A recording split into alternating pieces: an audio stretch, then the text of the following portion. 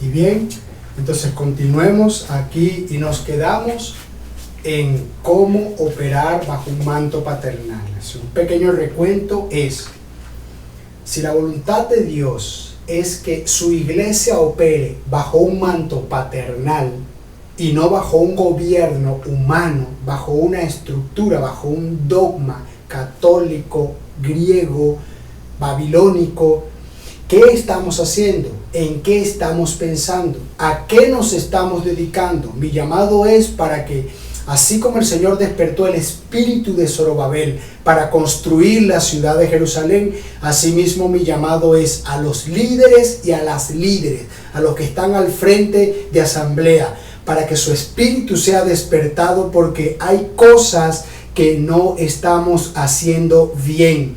Por eso afuera en el mundo se nos llama religión. ¿Por qué a la iglesia se le identifica como una religión más?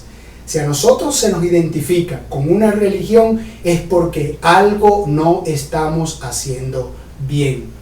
Así que si la voluntad de Dios es operar bajo un manto paternal, vamos a ver entonces lo que es un manto paternal. Leímos en Efesios 3, 14, 15, que el apóstol Pablo dice que la iglesia es una familia. ¿Cómo opera una familia? Un padre, una madre y los hijos. Entonces todo gira alrededor de la autoridad del padre. Siempre se necesita una autoridad, pero que el padre sea la autoridad no significa que los otros miembros de la familia están subyugados 100% a su voluntad. Para eso estamos levantando una generación de hijos libres, que ellos puedan oírnos, escuchar nuestro consejo, pero que de su decisión dependerá lo que sea su vida a partir de ese momento. No podemos controlar, no podemos esclavizar a los hijos. Los hijos son un regalo, son personas que vienen a nuestras vidas, pero que un día se irán de nosotros. Así que hay que aprovechar esta unción de paternidad que Dios nos ha dado para funcionar bien con nuestros hijos. Entonces, si la iglesia es una familia, ¿por qué la hemos convertido en una estructura? ¿Qué es una estructura? Una estructura es algo rígido, algo muerto, algo ritualista. En eso hemos convertido la iglesia. Cuando la escritura dice que la iglesia es una familia, entonces la estructura tiene una forma de operar ajena, contrario a lo que es una paternidad. Entonces, antes de pasar a decir cómo funciona una paternidad y una estructura, déjeme decirle lo que no es una paternidad. Una paternidad no es un pastor o un apóstol o un profeta o un evangelista o un maestro que dirige una asamblea. Que el pastor tenga a su cargo algunas personas no significa que él sea el padre espiritual de todas esas personas. ¿Por qué?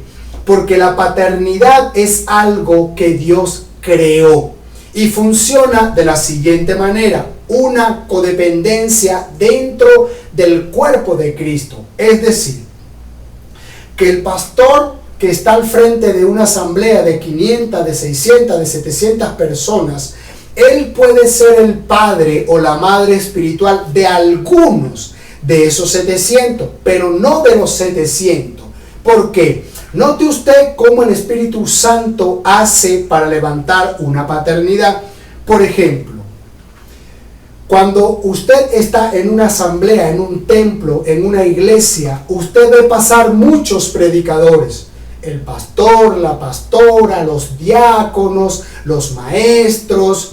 Pero siempre hay alguien con el que usted se identifica. Hay una persona con la que usted se identifica. Cada vez que usted oye predicar a esta persona, algo se despierta en su interior.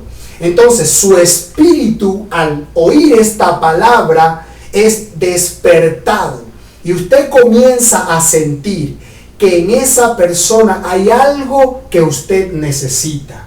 Usted respeta al pastor, respeta a los diáconos, respeta a los maestros, pero con esa persona pasa algo distinto. Hay una conexión, usted se conecta de espíritu a espíritu, porque algo se mueve en usted, se le caen los velos, se le cae la ceguera. Usted puede ver el rostro de las cosas, puede ver las cosas de forma diferente, se le rompen los códigos, se le aclara el panorama. Usted siente que con esa persona usted sí puede levantarse. Entonces, ¿qué es lo que está ocurriendo en ese momento? En ese momento, el Padre está diciéndole a usted que esa persona es su padre espiritual.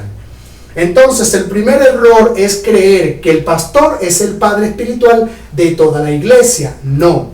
Hay hermanos dentro de la iglesia que Dios los ha equipado, y esa persona que ha sido equipada fue equipada con un propósito, porque alguien de la iglesia necesita lo que esa persona lleva por dentro. Y tarde o temprano Dios va a hacer que ese pequeñito que acaba de llegar, que viene con esa necesidad, se encuentre con aquel que tiene lo que el otro necesita. Y ahí nace una paternidad.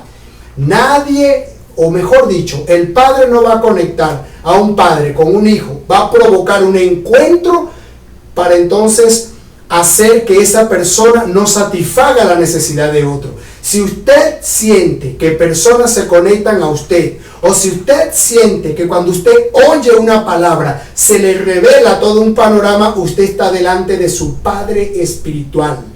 Otro error es creer que padre espiritual es la persona que te predicó y te trajo a los pies de Cristo. No, la persona que te predicó y que te llevó a la iglesia fue un instrumento. No necesariamente tiene que ser tu padre espiritual, aunque pudiera serlo. Entonces, padre espiritual no es el que te predicó. Padre espiritual no es el pastor de la asamblea, aunque pudiera serlo. Si usted se conecta con su pastor, ese es su padre espiritual. Pero si usted se conecta con el diácono, ese es su padre espiritual. Si usted se conecta con el hermanito recién llegado, ese es su padre espiritual, aunque usted tenga más tiempo que él. Y lo que se debe entender es que estos encuentros los provoca Dios, no es nada humano. Dios provoca esto. Ahora, si yo no me conecto con nadie en mi congregación, ¿qué significa? Que posiblemente mi padre espiritual está en otro lugar, no necesariamente en otra iglesia, pero está en otro lugar, y tarde o temprano ese encuentro divino se va a dar. ¿Qué es el problema que surge de esta paternidad? ¿Por qué el diablo está tan interesado en que esta profecía no se cumpla? En que el corazón de los padres se pegue a los hijos y el corazón de los hijos se pegue a los padres. ¿Por qué el diablo está tan interesado en que esto no ocurra?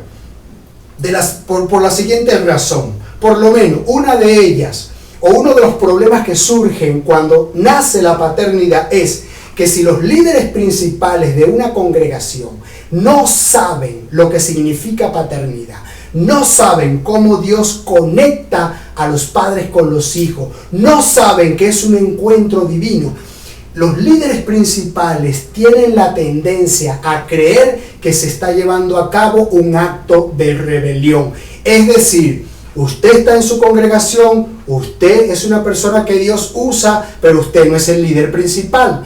Entonces, cuando usted habla, cuando usted predica, mucha gente se le acerca y le hace preguntas y quieren que siempre sea usted el que predique, que siempre sea usted la persona que esté al frente. Entonces nace como una amistad, es el principio de una paternidad. Pero los líderes principales se pueden llenar de celo y pueden creer que esa persona va a crear una división dentro del cuerpo de Cristo. Y esto es algo que quiero aclarar.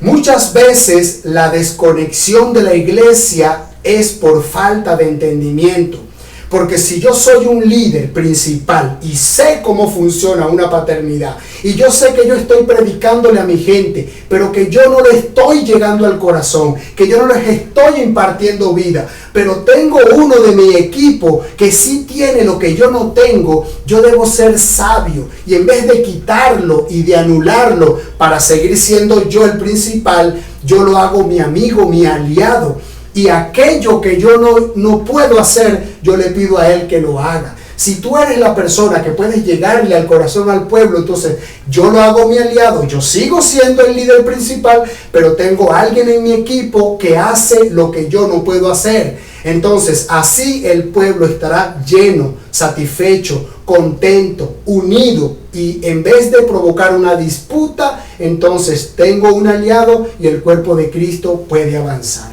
Ese es el problema. Por eso es que no se ha entendido la paternidad. Predicadores que llegan, la gente lo busca, la gente se conecta. Entonces los pastores se llenan de celo y prohíben que su gente se conecte a esa persona. No quiero que le hables a esa persona. No quiero que consultes a esa persona. Ten cuidado, cuídate, porque no entienden que Dios por fin les trajo a la persona que los va a ayudar. Entonces hay que ser humilde y saber hasta dónde podemos llegar. Y si yo no puedo llegar hasta un punto, pues Dios tendrá otro que sí pueda hacerlo. Entonces, ¿cómo es una paternidad? Sencillo. Si hay alguien que tú oyes, que tú escuchas, pero tú sientes que tu espíritu revoluciona a una velocidad y entras en una dimensión diferente a través de la palabra que estás recibiendo por ese o por esa individuo, entonces eso significa que posiblemente estás delante de una paternidad. Y digo posiblemente porque hay conexiones espirituales y hay conexiones emocionales. Hay personas que se conectan espiritualmente y hay personas que se conectan emocionalmente.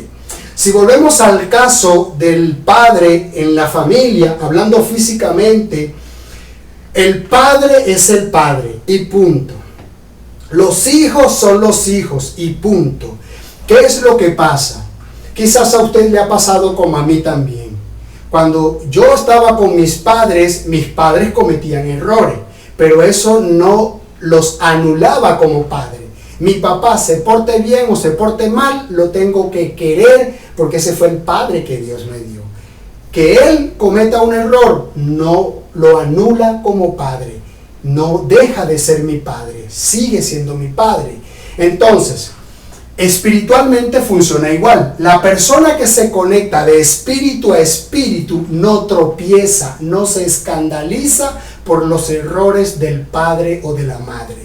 Simplemente entienden que son personas de carne y hueso, que son personas como nosotros, que pueden caer, que son tentados, que luchan con las mismas tentaciones y tienen las mismas debilidades que tenemos nosotros. Los mismos deseos carnales que se despiertan en nosotros, se despiertan en ellos.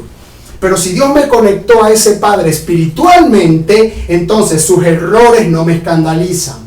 Pero si yo me conecto emocionalmente, en el momento que ese hombre o esa mujer fallan, hasta ahí yo lo sigo, me retiro. No voy a seguir a un hombre o a una mujer que comete tal o cual pecado, aunque haya sido por asuntos de debilidad.